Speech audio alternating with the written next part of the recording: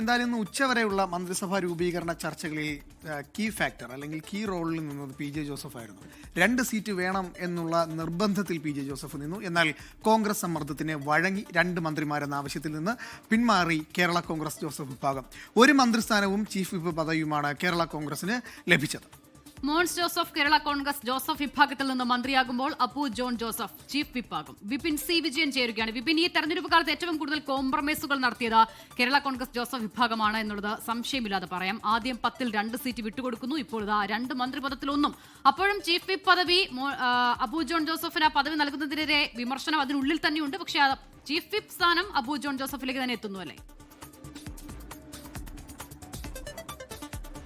അതെ അഷിത, അനൂപ്, ഒരു ചിരിയില്ലാതെ നൽകിയത് സ്വീകരിക്കുകയാണ് സത്യത്തിൽ കേരള കോൺഗ്രസ്. കേരള കോൺഗ്രസ് ഇപ്രാവശ്യം 7 സീറ്റുകളിൽ വിജയിച്ചു വന്നപ്പോൾ 2 മന്ത്രിസ്ഥാനം എന്നുള്ളത് ആദ്യം മുതൽ തന്നെയുള്ള ഒരു ക്ലെയിം ആയിരുന്നു. അത് ഇന്നും തന്നെ ആവർത്തിച്ചു. ഏകദേശം ഇന്ന് ഉച്ചവരെയും 2 മന്ത്രിസ്ഥാനം എന്നുള്ളതിൽ അവർ ഉറച്ചു നിൽക്കുകയും ചെയ്തു.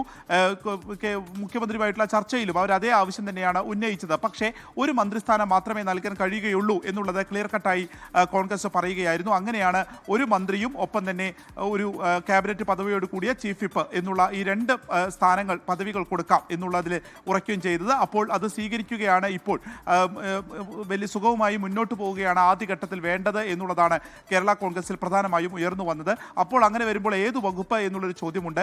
ജലവിഭവ വകുപ്പാണ് ഇപ്പോൾ കേരള കോൺഗ്രസ് ചോദിച്ചിരിക്കുന്നത്.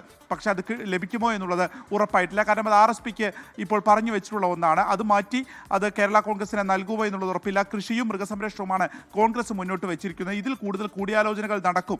ഇപ്പോൾ സത്യപ്രതിജ്ഞ ചെയ്ത് അതിനുശേഷം കൂടുതൽ തീരുമാനങ്ങൾ പിന്നീട് എന്നുള്ളതിലേക്കാണ് എത്തുന്നത്. മന്ത്രിയായി മോൻസ് ജോസഫ് തന്നെയാവും വരിക. പിന്നെയുള്ളത് ചീഫ് വിപ്പ് ആരായിരിക്കും എന്നുള്ളതാണ്. തോമസ് ഉണ്ണിയാടൻ്റെ പേരായിരുന്നു ആദ്യം മുതൽ തന്നെ കേട്ടത്. കഴിഞ്ഞ ദിവസം നമ്മൾ കണ്ടതാണ് തെരുവിൽ തോമസ് ഉണ്ണിയാടന് വേണ്ടി കൂടുതൽ ആളുകൾ രംഗത്തേക്ക് വരികയും അദ്ദേഹത്തിന് മന്ത്രിസ്ഥാനത്തിനടക്കം അർഹതയുണ്ട് എന്ന് പറയുകയും ചെയ്ത് അപ്പു ജോസഫിനെതിരെ ഒരു പടയൊരുക്കം അവിടെ ഉണ്ടാവുകയും ചെയ്തതാണ്. പക്ഷേ ഇപ്പോൾ ചീഫ് വിപ്പായി പാർട്ടിയുടെ അധ്യക്ഷൻ പി.ജെ. ജോസഫ് കത്ത് നൽകിയിരിക്കുന്നത് അപ്പു ജോൺ ജോസഫിൻ്റെ പേരാണ്. മകൻ്റെ പേര് തന്നെയാണ്. അപ്പോൾ അദ്ദേഹമായിരിക്കും ചീഫ് വിപ്പ് ആവുക എന്നുള്ളത് ഏറെക്കുറെ ഉറപ്പിക്കുകയും ചെയ്തു. ഇതാണ് നിലവിലെ ഒരു സ്റ്റാറ്റസ് ഉള്ളത്. പക്ഷേ അവിടുത്തെ പ്രവർത്തകർ വലിയ നീരസത്തിലാണ്. കാരണം 2 സീറ്റ് വേണമെന്നുള്ളത് ചോദിച്ചു വാങ്ങാൻ നേതൃത്വത്തിന് കഴിഞ്ഞിട്ടില്ല എന്നുള്ള വലിയ രീതിയിലുള്ള ഒരു പ്രതിഷേധം അവരെ സംബന്ധിച്ചുണ്ട്. കാരണം മുസ്ലിം ലീഗിന് 5 മന്ത്രിമാരെ ലഭിക്കുന്നു. പക്ഷേ 7 MLA-മാരുള്ള കേരള കോൺഗ്രസിന് ഇപ്പോൾ ഒരു മന്ത്രിസ്ഥാനവും ഒരു ചീഫ് വിപ്പ് മാത്രമേ ഉള്ളൂ. മറ്റൊന്നുള്ളത് ഇനിയിപ്പോൾ അനൂപ് ജേക്കബിൻ്റെ കാര്യത്തിലേക്ക് വന്നാലും അതും ടേം വ്യവസ്ഥയിൽ മാത്രമാണ്.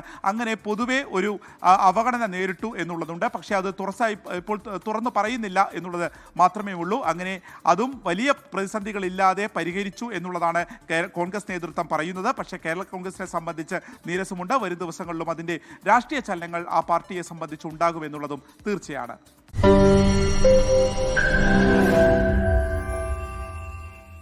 ലോകത്തെവിടെയായാലും ഏത് സമയത്തും 24 വാർത്തകളും ഓഗ്മെന്റഡ് റിയാലിറ്റി പാക്കേജുകളും എക്സ്പ്ലെയിനറുകളും വിശദമായി കാണാൻ ഞങ്ങളുടെ YouTube ചാനൽ നിങ്ങൾക്ക് സബ്സ്ക്രൈബ് ചെയ്യാം.